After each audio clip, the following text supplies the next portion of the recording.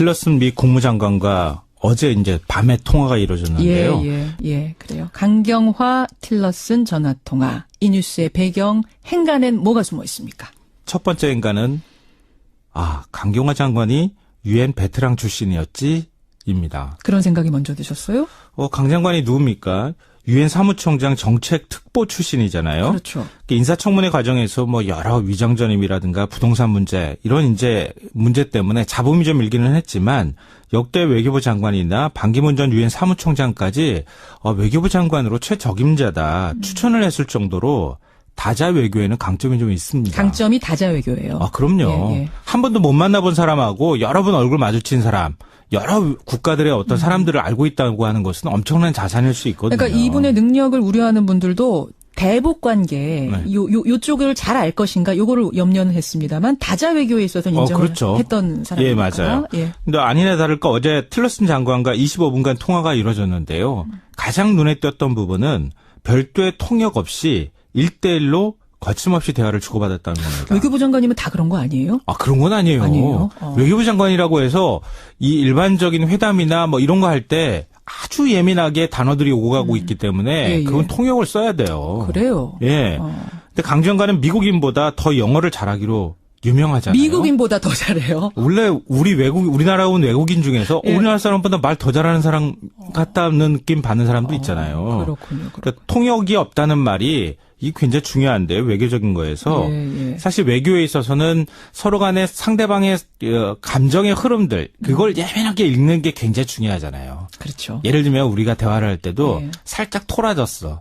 그 토라진 감정을 읽고 그 사람한테 그 감정에 대해서 살짝 이렇게 돌아가면서 애들러 표현하거나 이런 게 굉장히 중요해요. 뉘앙스라는 게 있거든요. 그걸 읽느냐 못 읽느냐의 차이가 있거든요. 그거는 읽어내기가 굉장히 어려운 거거든요. 맞아요. 그런 면에서 이 강 장관은 굉장히 큰 강점을 갖고 있는 장관이라는 게 이번에 확인이 됐다고 볼 수 있을 것 같아요. 그렇군요. 예. 두 번째 행간은 뭡니까? 두 번째 행간은 두 가지 공감이 이루어진 점을 주목할 필요가 있다입니다. 두 가지 어떤 공감입니까? 우선 어제 통화에서 가장 큰 소득은 사드 문제에 관한 오해를 또 풀었다는 겁니다. 그래요? 이거 풀어도 계속 오해가 있다고 언론에서 얘기를 하고 있기 때문에 그렇긴 하지만 일단은 어제 그 틸러슨 장관의 말을 보면 확실히 오해가 일단은 풀린 것 같습니다. 뭐라고 했길래요? 강 장관이 환경 영향 평가에 대해서 미국 내에서 사실은 우려의 목소리가 나오고 있다는 언론 보도가 굉장히 많았었잖아요.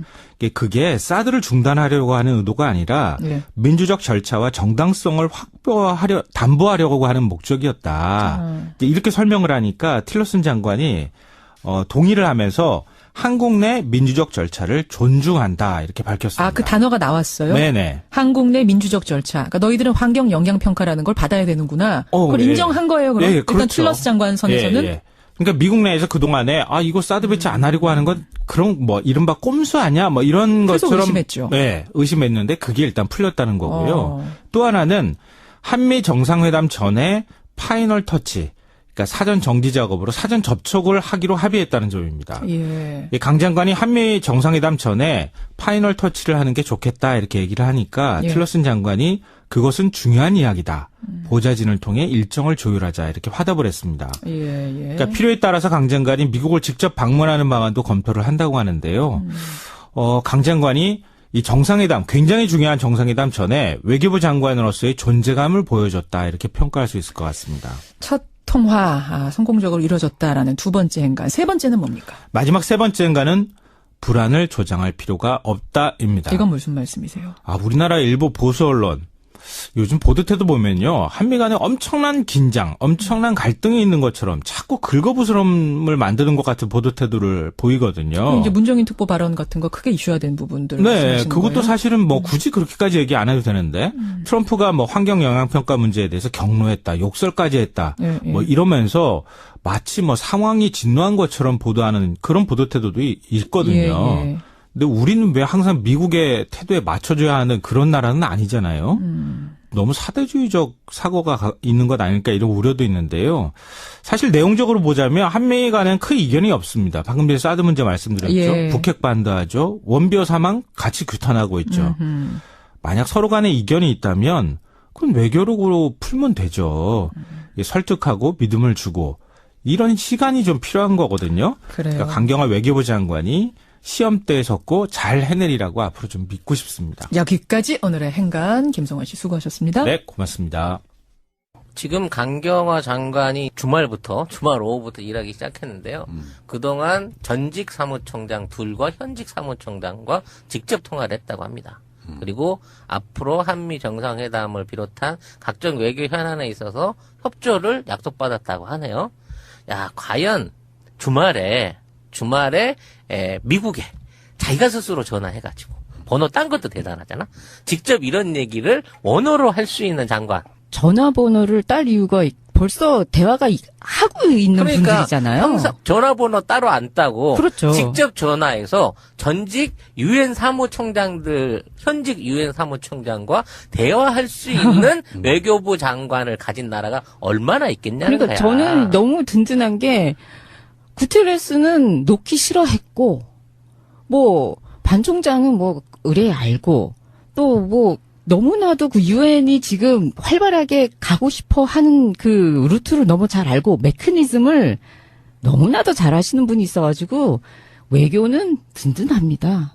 든든합니다. 미국에서도 그렇게 오래 생활을 하셨고 트럼프가 어떻게 그 예측을 하고 어떻게 발동을 걸 건지 자체를 그냥 페이스 조절을 잘만 하시면 될 것 같아요. 그리고 특히 이번에 이제 국민 외교를 천명하면서 북핵에 능동적으로 대치하겠다는 얘기를 했어요. 나는 이 얘기가 그냥 허투루게 그냥 말로 던져보는 수사가 아닌 것 같아. 아니죠. 강경화 라인에 있어서의 어떤 강력한 대북하고의 연결고리 또는 이 외교적인 고리가 곧 발휘가 되는 모양을 볼 수 있지 않을까 하는 기대감을 가지고 하는 멘트를 들었거든요. 아, 이분은 콩고하고도 일을 했었고 시리아하고도 일을 했었고 그 북한하고 직간접적으로 외교를 하는 나라들하고 이미 접촉을 하고 일을 하셨던 분이라서요. 김정은하고 어떻게 그 딜을 해야 되는지도 이미 파악을 하고 계시리라고 저는 믿고 있어요. 강경화 외교부 장관은 어떤 사람입니까? 최초의 여성이자 비외무부 출신, 그리고 최초의 비서울대 출신 외무부 장관이 그래요? 되셨네요. 지금까지 서울대 출신들만 외교부 장관했다는 거예요? 그랬나 봐요. 그래서 70년 외교부 역사상 최초의 이런 많은 수식어를 장관이 되었는데요. 이분이 98년에는 외교부 장관 특별 보좌관으로 채용되면서 김대중 대통령의 당시 클린턴 미국 대통령과 IMF 외환위기 당시에 통역을 하면서 동시통역. 네, 김대중 대통령의 굉장히 사랑을 받았다고 합니다. 원래 처음에 KBS 영어 PD였다면서요?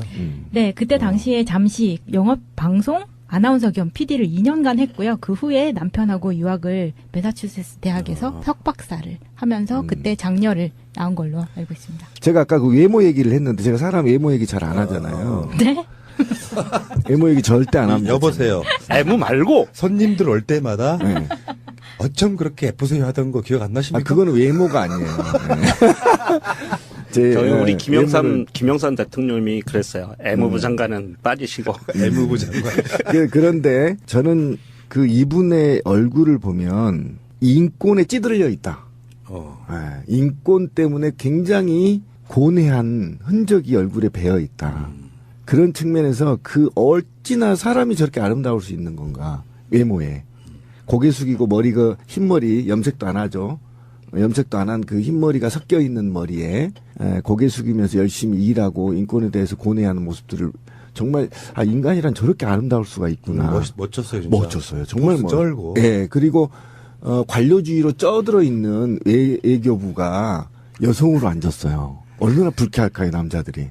자기는 외무고시 합격해서 다음에 내가 장관하려고 했는데. 그렇지는 않을 거예요. 왜냐하면 이게 단순히 그렇게만 바라볼 문제가 아니고 강경화 외교부 장관 그 후보자는 사실은 그 노무현 대통령이 외교부 국제기구국장으로 발탁을 했던 부분이고요.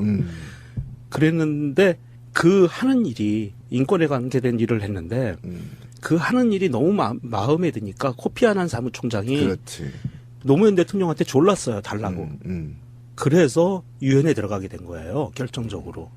그랬고 그 다음에 반기문 총장 시절에 계속 그 특보 역할을 했고 그 후에 반기문 총장 후임 총장에 있을 때는 이제 반기문 총장이 임기가 끝나고 같이 끝내려고 했는데 후임 사무총장이 또 이거를 간청을 한 거예요. 남아달라고. 네. 예. 그러니까 이 분은 사실은 비외무고시 출신이고 서울대 출신도 아님에도 불구하고 이미 외교가에서는 최고의 파워우먼, 파워 외교관으로 인정을 받을 만한 능력을 갖고 있는 사람이기 때문에 외교부에서도 그렇게 크게 반감을 갖기는 힘들 것 같아요. 외교부가 굉장히 폐쇄적이었었고요. 남성 중심이었고 에리트 중심이었어요. 그리고 이게 어쨌든 그런 사회에서 최초로 비외무고시 출신과 여성이 그 총지휘를 맡게 됐다는 굉장히 남성 중심의 에리트 주의자들은 불쾌하게 돼 있죠. 그런데 어쩔 수 없어요. 왜냐하면 이제는 실력이 검증받아야 장관 자리에 올라가는 시대예요. 이제는 권위 시대. 예를 들면 반기문구 같은 실력도 없으면서 으름장 거리는 사람들이 이제 이런 자리에 못 올라오고요. 그다음에 어쨌든 안토니오 구테호스 사무총장 인수팀장을 맡았고 정책특보로 임명됐었어요. 장관으로 하지 않아도 유엔에서 굉장히 중책을 맡고 향후에도 유엔에서 더 중책을 맡을 수 있는 실력을 검증받았다.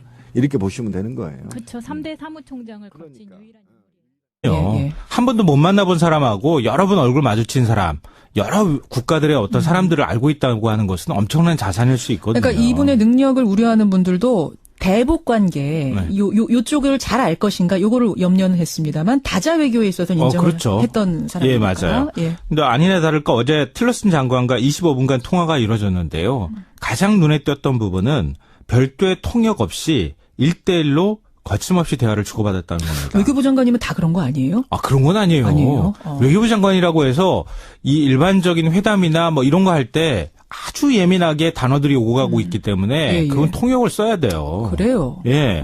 근데 강은 굉장히 큰 강점을 갖고 있는 장관이라는 게 이번에 확인이 됐다고 볼 수 있을 것 같아요. 그렇군요. 예. 두 번째 행간은 뭡니까? 두 번째 행간은 두 가지 공감이 이루어진 점을 주목할 필요가 있다입니다. 두 가지 어떤 공감입니까? 우선 어제 통화에서 가장 큰 소득은 사드 문제에 관한 오해를 또 풀었다는 겁니다. 그래요? 이거 풀어도 계속 오해가 있다고 언론에서 얘기를 하고 있기 때문에 예.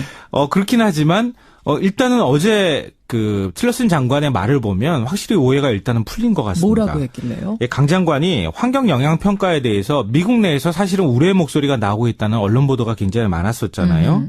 그게 사드를 중단하려고 하는 의도가 아니라 민주적 절차와 정당성을 담보하려고 하는 목적이었다. 이렇게 설명을 하니까 틸러슨 장관이 동의를 하면서 한국 내 민주적 절차를 존중한다 이렇게 밝혔습니다. 아, 그 단어가 나왔어요? 네네. 한국 내 민주적 절차. 그러니까 너희들은 환경 영향 평가라는 걸 받아야 되는구나. 그걸 인정한 거예요. 그럼 일단 그렇죠. 틸러스 장관 선에서는. 예. 그러니까 미국 내에서 그 동안에 이거 사드 배치 안 하려고 하는 건 그런 뭐 이른바 꼼수 아니야? 뭐 이런 것처럼 의심했죠. 네, 의심했는데 그게 일단 풀렸다는 거고요. 또 하나는 한미 정상회담 전에 파이널 터치. 그러니까 사전 정지 작업으로 사전 접촉을 하기로 합의했다는 점입니다. 예. 강 장관이 한미 정상회담 장관은 미국인보다 더 영어를 잘하기로 유명하잖아요. 미국인보다 더 잘해요. 원래 우리나라 온 외국인 중에서 우리나라 사람보다 말 더 잘하는 사람 같다는 느낌 받는 사람도 있잖아요. 그렇군요. 그러니까 통역이 없다는 말이 이게 굉장히 중요한데요. 외교적인 거에서. 사실 외교에 있어서는 서로 간에 상대방의 감정의 흐름들 그걸 예민하게 읽는 게 굉장히 중요하잖아요. 그렇죠. 예를 들면 우리가 대화를 할 때도 살짝 토라졌어.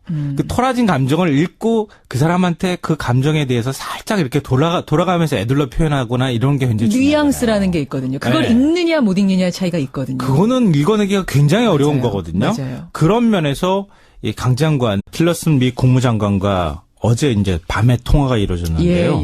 예, 그래요. 강경화 틸러슨 전화 통화. 이 뉴스의 배경 행간엔 뭐가 숨어 있습니까? 첫 번째 행간은 강경화 장관이 유엔 베테랑 출신이었지입니다. 그런 생각이 먼저 드셨어요? 강 장관이 누굽니까?